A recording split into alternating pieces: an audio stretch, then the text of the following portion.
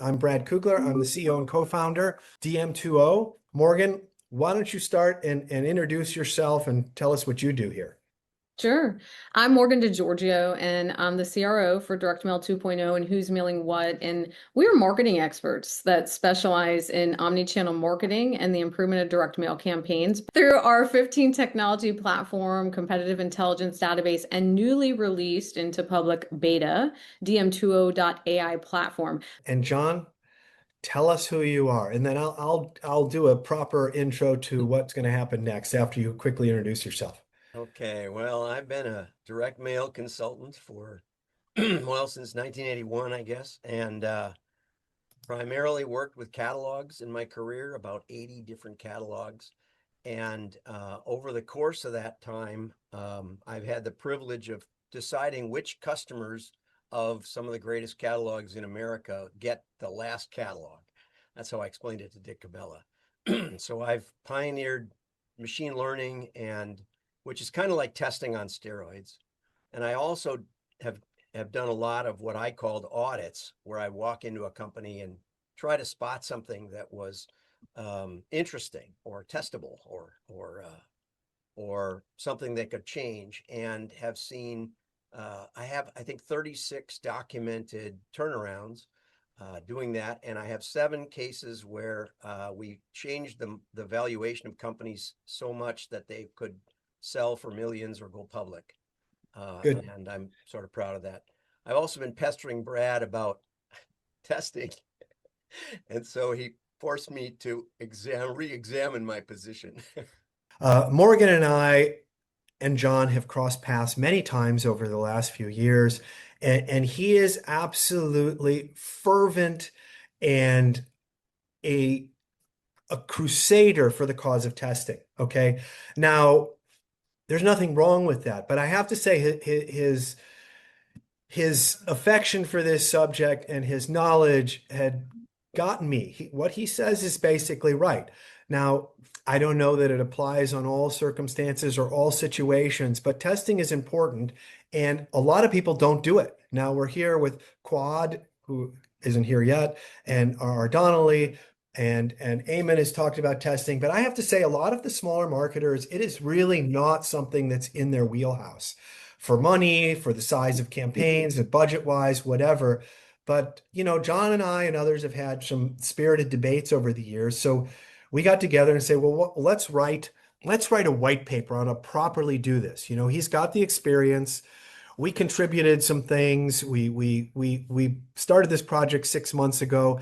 We thought it would be a piece to have that anybody can use. This is not a proprietary piece.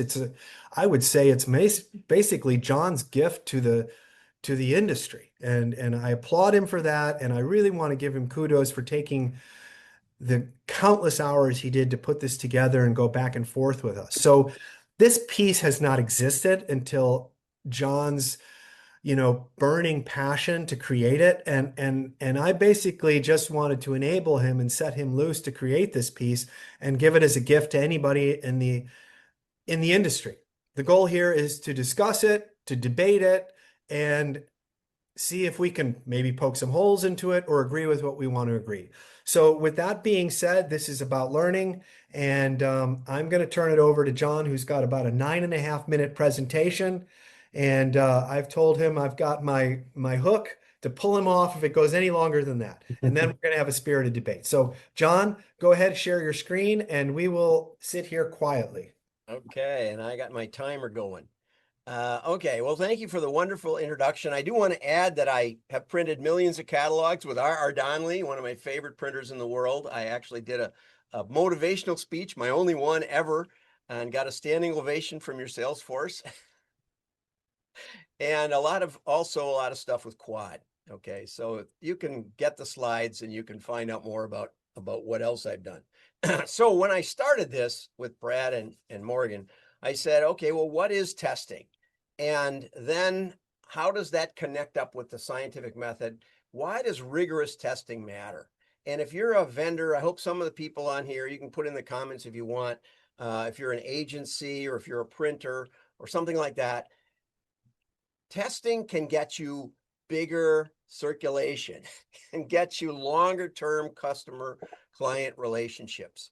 And I've seen it happen over and over. And I'm very impressed with, for example, Gundyr, who I think is a direct mail 2.0 client of yours. I think they mentioned that, but they're emphasizing that with their new clients. And I've been, fighting with them just as much as with you about how that can open a client's mind. And so this is super important, I think. And if you're a marketer and working at a company in the marketing, and I hope there's some digital marketers here, we're going to talk a little bit about how testing can get you bigger budgets and can really blow the doors off things. So I went to my library behind me and I pulled off some of the best books on direct marketing. And what I found was that there was no definition of testing. I was a little shocked. There was plenty on how to test and what you could test, but really never touched the quality of the testing. So I asked ChatGPT, and it said, it's evaluating something to determine its quality. And that's a perfectly valid test.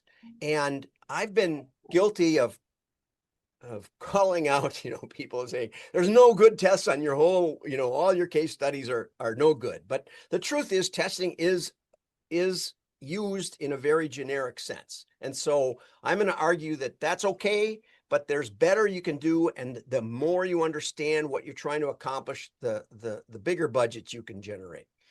What the CEO wants I was at a general agency for 2 years and we won 5 out of 5 of the pitches, which was unheard of. And in every case, the CEO afterwards would say, I like that guy who talked about accountable advertising. That's what we want. We want predictable marketing. And we hear, the buzzword, and this was probably 15 or 20 years ago, was predictive modeling. Okay. And, everybody wants to talk about prediction because you never bet enough on the winning horse, right? How much is knowing the future for sure worth? If you think about the Back to the Future movie #2, where he had the race programs, made a fortune just knowing who would win. But in our world, in the world of humans, science and engineering are able to figure out how to get a rocket to the moon. They're able to figure out how to build houses that don't collapse when we get a foot or two of snow, which we just did. And the way they do it is by identifying, isolating, and validating causal forces. Okay. And my undergrad was in a lot of philosophy of science and a lot of history of science. And it's almost comical to read what the early scientists thought was the cause of things. Aristotle thought things got happier more joyful, that attracted them to the earth. But what we've done instead with the scientific method and the scientific revolution is we've identified the actual forces which produce repeatable effects, which is what your CFO wants. I would say that most testing falls under the category of observation. Okay, so how do we get from testing to observation? This was a catalog that I worked on long ago, 1986. And we had great clients. And I would hand this out to friends who owned companies. And I'd say, hey, you might use some of this kind of stuff. And they'd say, why would I want a Pontiac hat? And I'd say, no. You need to put, you can put your logo on there. And they said, oh yeah, we buy that stuff. Well, after it happened about a dozen times, I figured, hey, people are not getting what we're doing. And so I went to the creative director. I said, we need a test that isolates the your imprint here message. And so if you look at these two catalogs, I put this up at DMA's, 100 people. Most people don't even get what's different about the two catalogs. But the hypothesis was that people didn't understand the logos. And so we were going to tell them more clearly. And what happened was we did a 600,000 piece test. I think it was at Donley, actually. And the catalog with the your imprint here, the ugly catalog, did 40% better. Okay. And that gives us an explanation of the causal force of being clear. It also disproves the industry maxim that creative only has a 10% impact. And it's only by taking the time to test your data. Your data will produce observation, but all data is historical. There is no data from the future. Never. No matter what people talk about real-time data, it's just newer, fresher data. And so in order to get to the future, we have to generate theory. Now, what's the cost of this? Well, Hammaker CFO, may they rest in peace, said, I don't like testing because if A beats B, why did we even do B? Right? Why did we do 300,000 catalogs with the company logos on them? It eroded our profits, and it's true.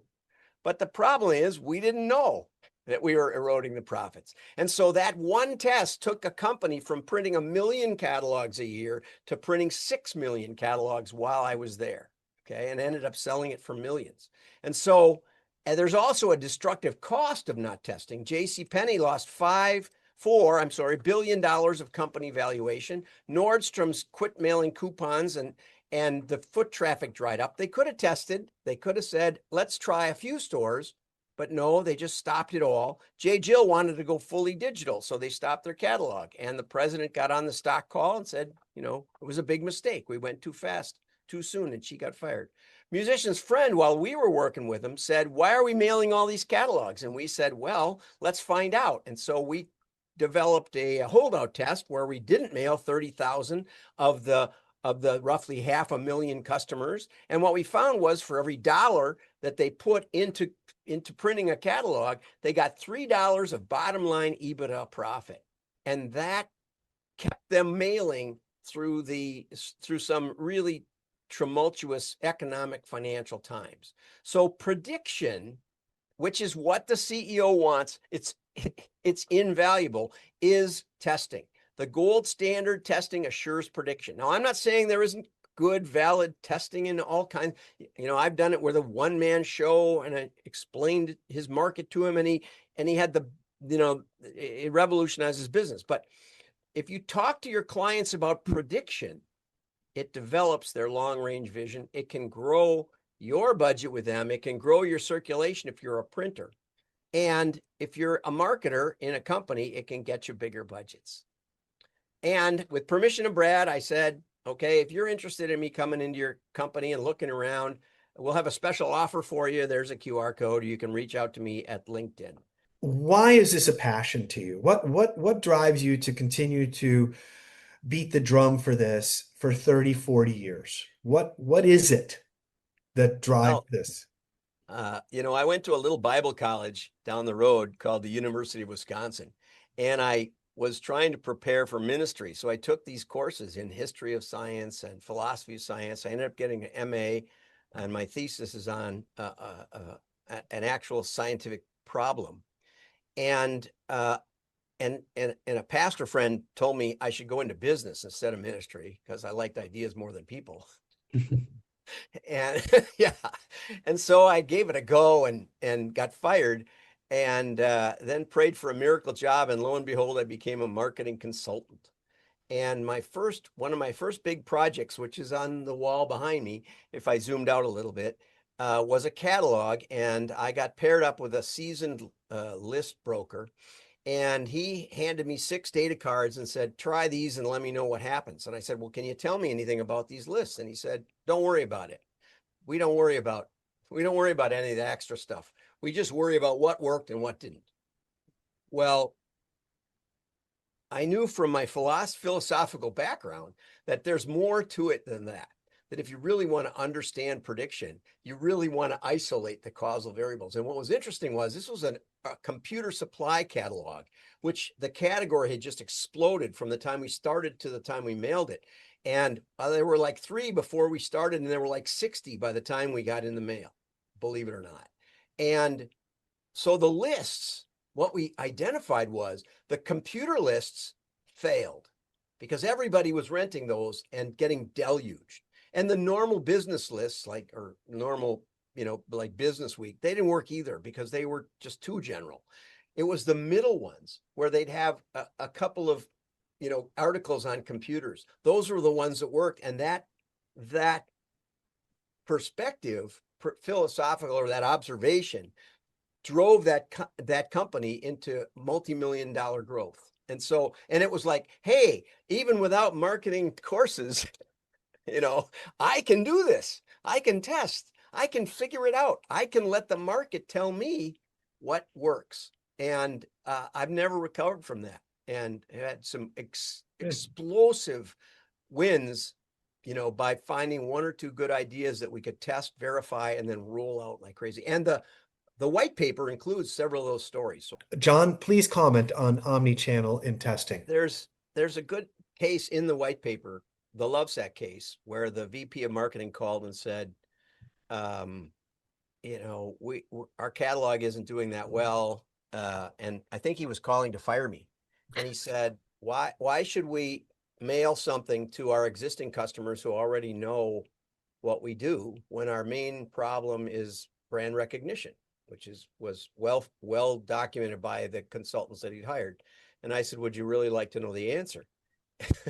He said, what do you mean? He was from Mountain Dew, He said, how could you know the answer? And I said, well, what we'll do is not mail some of the people, and we'll mail the catalogs. We'll keep track of who got it and who didn't. And I'm a huge proponent of holdout testing the mail, which we can control, and identifying for sure the causal forces. There's a priority of media, that some media gets you much better information. All the mass media throws itself away, but mail can't throw itself away. It sits on the table.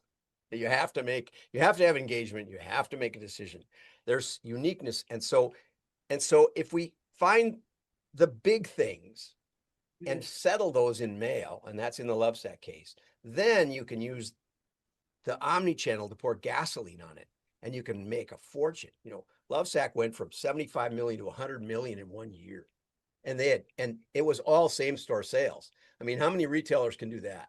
And it wasn't a great economic period either, right? I mean, and later the founder, Sean, said, our marketing team, they figured out how to allocate their resources. And they also said to me privately, you taught us so much, right? So think about the hierarchy. I know it takes longer to find it out in mail. I know it's putts, but if you could really find out something for sure and get your theory down, get your explanation, your theory down, get your CEO on board with it, then you can just pour money into social and into mass media, and you can just make a fortune. John, I did want to get to you. You wanted to speak on the economics of sample size and testing. Am I correct? Well, Let me give you 90 yeah. seconds to Okay. opine on that. I'll put a link in the comments. I watched a great video from Veritasium, who I like. It's a math kind of channel on YouTube. And they were talking about whether you're in a normal distribution world. Mark Ritson had a great article on Walmart versus Target, and said, Walmart is concentrated on execution and done a great job and grown like crazy. If you're in a world where you just incrementally improve, then testing, just be consistent, just keep at it. But if you're in a world of the big get bigger, those kind of worlds, a test can catapult your business out of its category and can multiply by tenfold in months your profitability. And marketing is at the center of that. And AI is good at the optimization, but most of what it finds as correlation is spurious. And the anomaly is usually what gives you the breakthrough. And that's what the human will spot that AI will never spot. And I've gone head to head against AI modelers for decades, believe it or not. And they don't win. They only win on paper, but when you put it in the mail, they don't. And that's Morgan's point. And I think that's the greatest one. Fair enough. Fair enough. All right, I'm going to jump to the last question here, which I'm trying to give some takeaways to the audience and to history here. And I'll let you each answer this as briefly as you can. what do people seem to test most often that might not be the first thing to test? And I'm looking at the control, the audience, the creative, the timing, the geography. What is it that I guess people seem to miss? John, tell me, what are we testing? What's the number one thing? People love testing format, which is relatively hard. There were comments in the thing about what about letters versus postcards. You know, that it's hard because they're not the same, and you can do it. It's just tricky. Or medium, you know, digital versus mail. That's also difficult. Or design, you know, changing the pictures and the typeface and that sort of thing. And usually it's low impact. I would recommend that all digital marketers do a DM holdout test. I would also recommend turning off your digital for 1 week, which would probably pay for your DM test, and see if anything happens. That's what happened with Uber. They found out nothing happened, and it can often pay for that test. And so that's what I would suggest. So I when have a marketing crazy to a one I'd business, like to share. I just want to clarify. In Okay. marketing to a business, you still want to find an individual in that business, not just send it blindly into an entire company, correct? You need an identity within that business. Okay, good. 100%. All right, Maybe, John, tell maybe not, us. maybe not. I've Oh, had success in just doing title slugs, outperforming individual names, mhm. especially if the job is not core, like in that imprinted merchandise. Somebody's running the picnic this year that orders from you. The next year it's somebody different, and so it gets thrown in the trash. And so picnic planner will outperform the person. And for Adobe, for a division of Adobe, we actually tracked, because they had so many names, we actually tracked how many pieces of mail we put into a building, an office building, regardless of business name. And we modeled on that because in graphic arts, there's an area of Chicago where the graphic artist offices are. And in my agency, I had 3 different company names for my own person because they wanted to do direct this and direct that.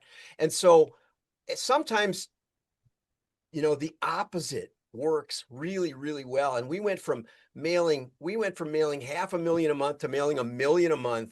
We raised the revenue, the profit per piece by 74%. And we went from a $25 million company to a $50 million annualization in 4 months by modeling on the business address, not on the company name or the person. Believe it or not, I can.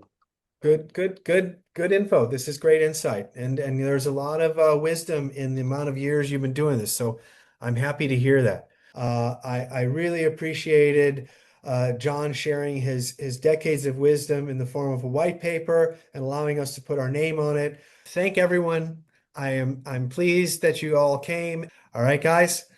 Bye-bye. Thank Thank you. you.